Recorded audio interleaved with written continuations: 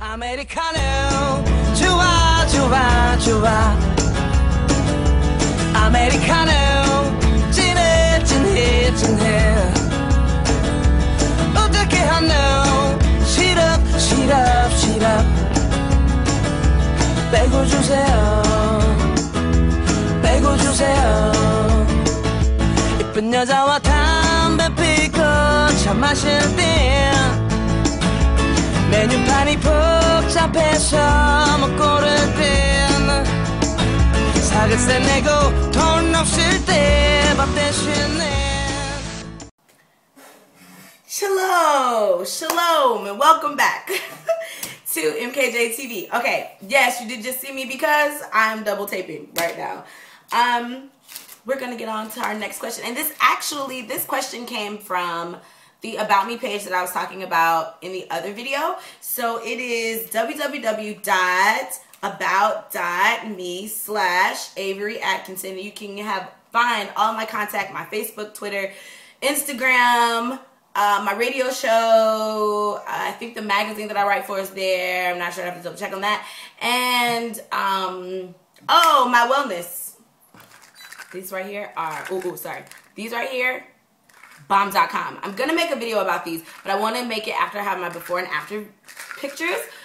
In case you guys haven't been able to tell, my boobs are growing, and actually they're not growing, I'm shrinking, but they are staying the same. So when I put on clothes, I'm like, oh my god, there are things growing out of my chest. What is that?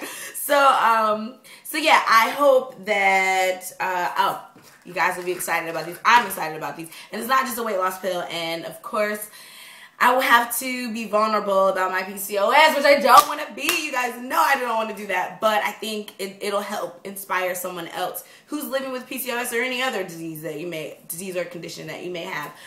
So love those boogers. That website is also on my website. So everything pertaining to me is there.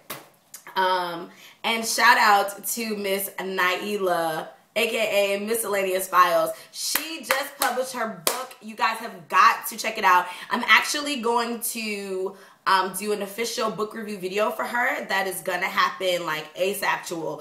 Aside from the fact that I'm like her #1 fan, aside from that, the book really will change your life and open your perspectives as it pertains to life overseas and your faith. And it's miscellaneous, just like her name. You get a little bit of everything, and it was written while she was here in South Korea, and it is a true testament that, you know, locations play a role in how you see things and how you hear from God. Totally depends on where you are in life and physically. So yeah, it's a great book. You guys totally have to check it out. I will make an official video about that, and it's called The Silco Diaries. And I think I'll put a link maybe in the bottom of this video so you can check it out before my book review. I'll have to check and ask her if that's cool. I'm sure she won't care, but I just want to, you know, respect that. So let's hop into the video for today. Okay. Shout outs. This is one of the messages from my About Me page. Shout out to Edith Drake. Hi, Edith. She is a subby, and her question was, can we meet? How cute is that?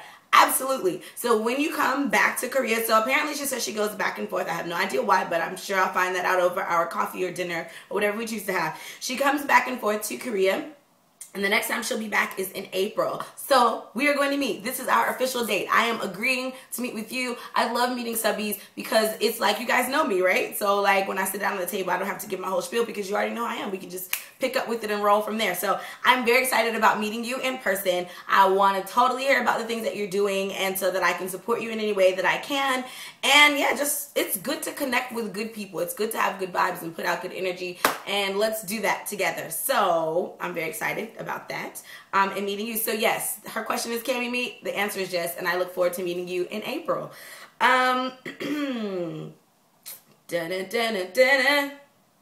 I don't know why like I'm reading this like it's a novel. It's not. I'm just trying to figure out what it is I want to answer next.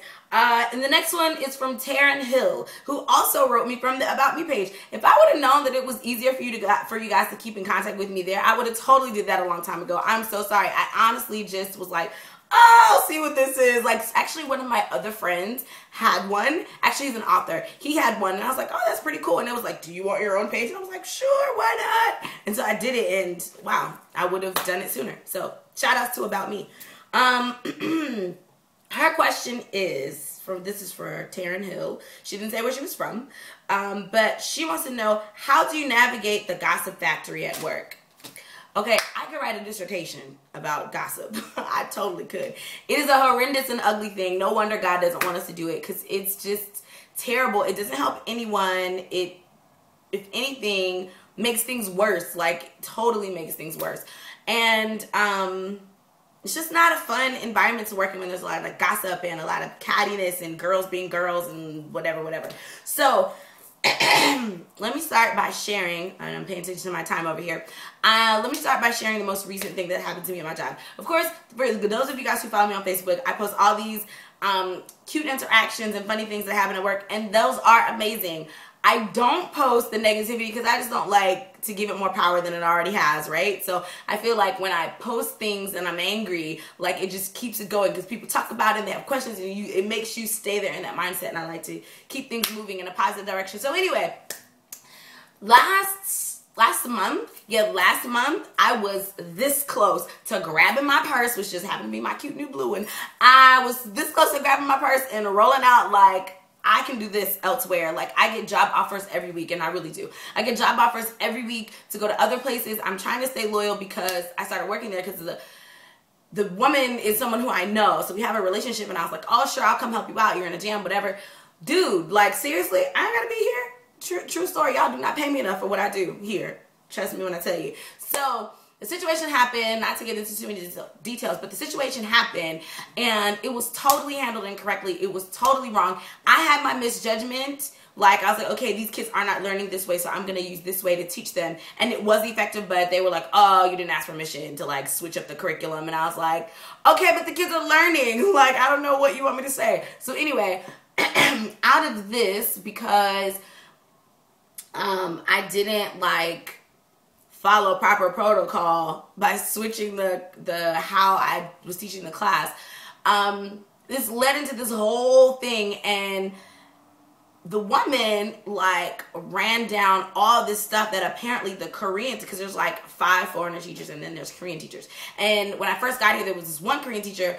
We were not eye to eye because I'm a pretty good read of character, and I saw off break like, ooh, you're messy. I don't want a part of it. So I was very cordial to her. I'm never rude to anybody. I was very cordial to her, like, hey, how you doing? How was your weekend? Whatever. But I left it at that. Like, we're not friends. I'm not going to hang out with you. We're not going to go anywhere. You certainly aren't going to know any of my business. I will talk to you on a need-to basis. Like, because I could just see, she was one of those people, you guys know those kind of people where they're like, hi, how are you? And you can like see the knife behind their back, right? Like at any moment, I will stab you and I will throw you under the bus and keep it moving and continue with this smile with all 32 Colgate smile in your face. Like, she was one of those people I could tell, like, you're out for numero uno, and I can't do it. So, because I don't like drama and I don't want to add drama. So, but behind the scenes, she quit. She ended up quitting. And behind the scenes, she was spreading so many rumors about me to the Korean faculty, well, Korean staff. And because they don't speak English, you know, they couldn't approach me about it. I don't even think that they would. But she just really did her bidding behind the scenes.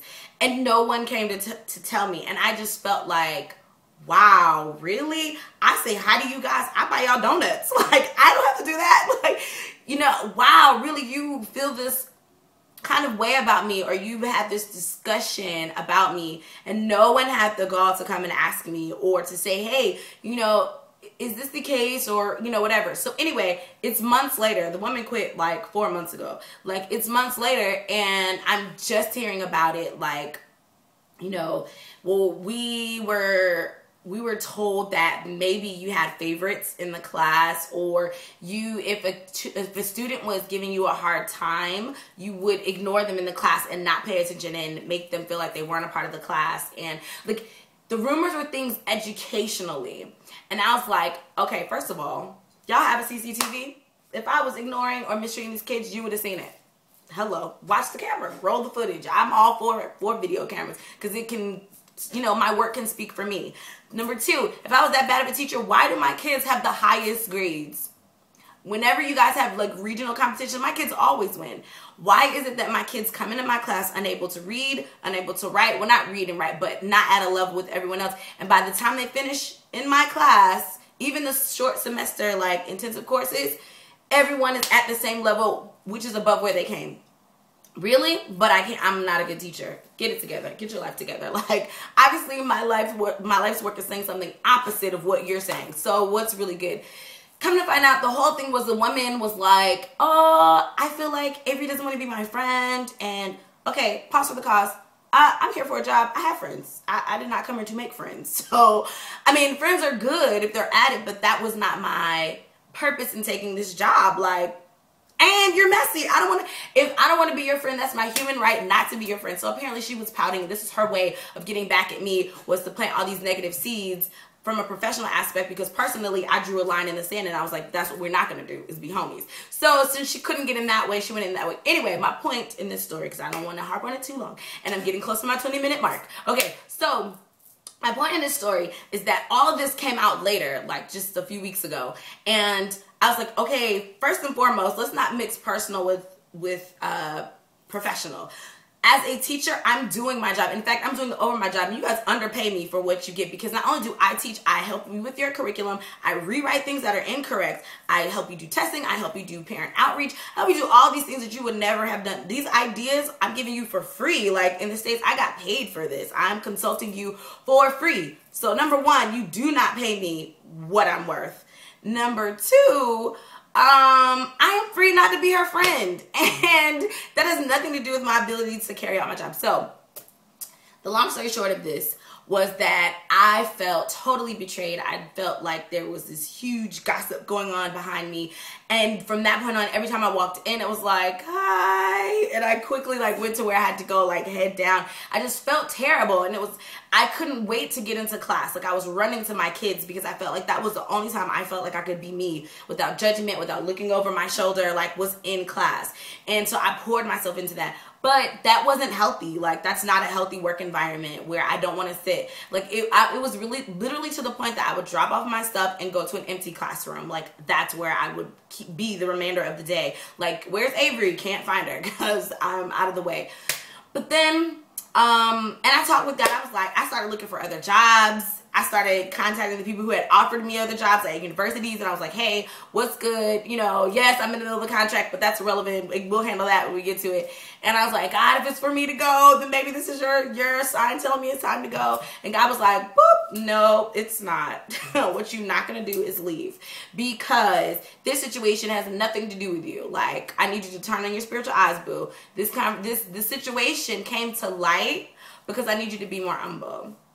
And I need you to stop thinking that you're the shiznit. Because true story, it's always somebody better than you, and you know that. And it's true. I did get complacent, and I did feel like, oh, I'm the bee's knees. I'm doing this. Like, this is all me right here. Because things were being were going really well, and I was experiencing a lot of success. So, anyway, although the things that were said were not true, I've never forced a child to do anything they didn't want to do, because part of it was that I forced them to be on video. Dude, the kid is laughing. One of the kids for his interview, he was like laughing and cracking jokes. But his mom was a Looney Tunes. I really think she kidnapped that kid. I'm pretty sure she did, because she like didn't want to give us his address, or his their physical address. She didn't want us to know his birthday. She didn't want any pictures in the school newsletter. She was kind of weird anyway, but I didn't know that, and they didn't tell me, hey, she's crazy about her kids. I didn't know. Anyway, all these untrue things, God was like, don't worry about that. I got your back. There's no way that some foolery will follow. And that was my main concern, that even after I left that place, that someone would research and find this and be like, oh, she's like forcing kids to be on video and whatever. That's like a no-no in the States. So, God was like, don't worry about that. I got you on that, you know. However, what I need you to do is to be more humble. I need you to be less prideful. I need you to grow. Like, there's always room for growth. So I need you to consult me, ding, ding, ding, ding, and then grow. So that when I take it to your next place, whatever would have tripped you up at that next level doesn't trip you up here. So, and I need you to learn how to navigate around gossip. So, instead of cutting people, because that's what I do. oh, you talking crazy? Boop, I cut you off and I'm on to the next. And I will see you on the street and act like I do not know you. Like, oh, I'm sorry, what? Oh, nice to meet you, and keep it moving. So, I said all that to say that all of that happened due to gossip at my job. The best way to navigate gossip, I feel, is not to ignore it, but don't address it. Because if you say, did you say this about me? And I heard that you said, it's just gonna keep going. Like, that's not necessary. If there is gossip, if any of it is true, own up to it. Because what I did with I had to go in there, I was like, you know what? I understand that you are running this the best way that you see fit. And although I may not agree with you, that's your position. And whatever you decide to do, I'm on board. Because she wanted me to sign this paper and saying that I did these things. And I was like, oh, I am not signing to something I did not do. So I was like, I won't sign on to the activities that I did not do. I will sign on to say that I did go outside of the curriculum. I will absolutely sign on to that. And that's my fault. And I apologize if this situation put you in a compromising position. I truly, truly, truly apologize for that. And I was like, you know what? This situation is helping me to grow. And there are things that I need to get that I would not get from any other situation. So I thank you for sticking to your guns and being who you are. And I truly meant all of that. I really, really, because I want to be better. I want to be the best Avery I can be at all times. I never want to be a public success and a private failure. Like, that is never something that I want to be truly said of me, right? So what you can do is don't address it. Don't feed into it, right? Because whatever you feed, that's what's going to grow. The best way to kill something is to starve it. Like, it will either die or eat itself. Like, those are the worst two things that happen when something starves. So I would not feed into it. Be the best you. Bring God into your classroom. She's also a teacher. Bring God into your classroom and into your situation. Like, okay, God, what do you want to do? Like, bump them, because they're on their own agenda. As the Bible says, they're acting just like their father. Hello, somebody. And it is not God. So let them do them. But you ask God, okay, what do you want me to do? What is your desire for these kids? What is it that you want me to bring into the situation? How do you want me to grow from this work environment? When he tells you that, focus on that. Put your blinders on. It's like race, the horses that have the things on so that they don't get distracted from the other horses that are running next to them. Put your blinders on. Focus on, your end goal and focus on that with your kids. When you come in, be cordial to everybody. Never, ever be rude. Because the thing is, people are going to talk about you regardless. Whether you're doing great, bad, mediocre, it doesn't matter. People are going to talk about you. The key is don't let it be true. Whatever they're saying, don't let it be true. So, because if it's not true, no lie can live forever. Eventually, it will die out and you will still be going on about your business. But if you stop, take time, give it energy, stop doing what you're doing, now it can be said, no, you weren't. It's impossible that you were doing what you're supposed to be doing because you were over here messing with us. See what I'm saying? So, skip the drama, focus on what you got to do, put your blinders on, get to where you're going. And also, sometimes gossip comes from intimidation. Not always, but sometimes gossip comes from intimidation. And in this particular situation, the chick that quit was intimidated because I didn't need to go to her. Like, all the teachers were like, hey, what do we do with this? I don't need to go to you because I already know. But I should have humbled myself and went to her anyway. Just let her pretend like she was telling me something new. Whatever. Because sometimes you have to big up people so you can have the freedom to do what you need to do. And I learned that lesson. So look for a place to be humble. Do that. Focus on what you got to do and then look for a chance to be more humble. Because when you're humble, it kills it at the source.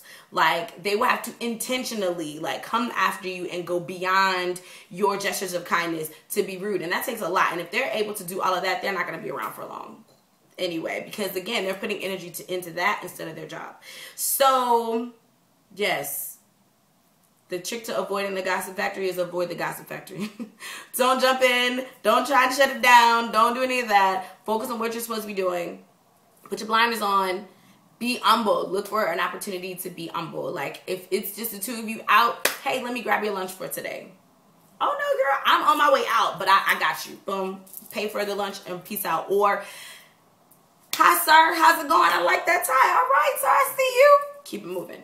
You be cordial. You do not let that situation change who you are. And you don't let that situation put your light out. Because if if you're in a place of darkness and you shut your light out, then it's still gonna be dark. Like, we are the salt and light of the earth. So you need to bring some flavor to the situation, and you need to bring your light to the situation. Never let a situation change who you are. You continually be who you are, and you change the situation.